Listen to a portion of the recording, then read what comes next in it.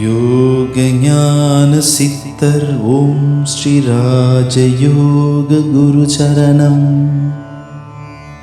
யோக ஞான சித்தர் ஓம் ஸ்ரீ ராஜயோக குரு சரணம்.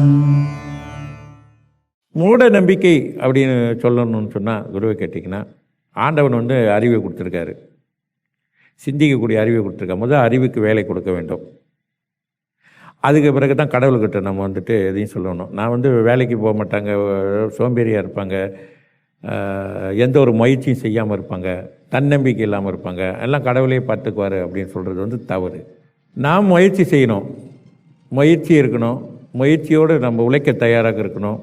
அப்படி இருக்கும்பொழுது தான் இறைவனோட அருளும் நமக்கு கிடைப்பதற்கான வாய்ப்பு இருக்கிறது. பல ஆயிரம் ஆண்டுகளுக்கு முன்னால் யோகியினால், ரிஷிகளால் சொல்லப்பட்ட ஆருடம் என்ற ஒரு நிலை இருக்கிறது. இந்த ஆருடம்ன்ற அடிப்படையில் தான் இவைகள் எல்லாமே அடங்கியிருக்கிறது.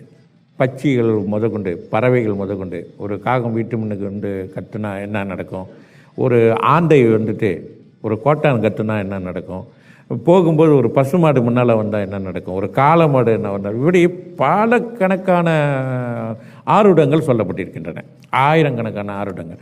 ஒட்டு மொத்தமாகவே இது மூட நம்பிக்கை என்று ஒரேடியாக அவைகளை மறுத்து விடுகின்றார்கள். இப்போ உதாரணத்துக்கு நீங்கள் வீட்டை விட்டு வெளியாக வரீங்கன்னு வைங்க. இப்போ வரீங்க, உடனே ஒரு பெரிய ஒரு பாம்பு முன்னுக்கு போகுதுன்னு வைங்க.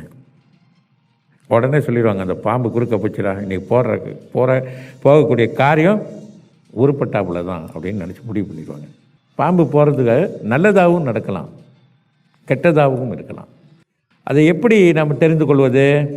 என்ன கிழமையில் நீங்கள் வெளியாகிறீங்க, அடுத்து என்ன டைமில், ஒரு வாட்ச் இருந்துச்சுன்னா வாட்சி நீங்கள் பார்க்கலாம், எத்தனை மணிக்கு க்ராஸ் பண்ணுது. மூன்றாவது எந்த திசையிலேருந்து எந்த திசைக்கு போகுது.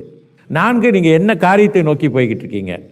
இது எல்லாமே அந்த ஆருடம் ஒரு கணிப்பு இருக்குது. இவ்வளோ தூரம் நம்ம தெரிஞ்சிருக்கணுமே, அதை விட நம்ம தெரியாமல் இருப்பது ரொம்ப மேலு. அதுக்காக வேண்டி இனிமேல் நம்ம ஆருடம் போய் கற்றுக்கிட்டு அதெல்லாம் தெரிஞ்சுக்கணும்னு அவசியம் இல்லை.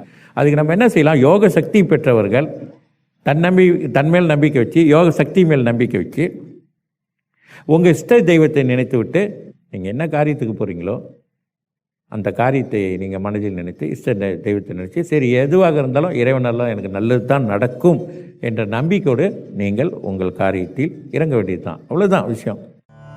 யோக ஞான சித்தர் ஓம் ஸ்ரீ ராஜயோக குரு சரணம். யோக ஞான சித்தர் ஓம் ஸ்ரீ ராஜயோக குரு சரணம்.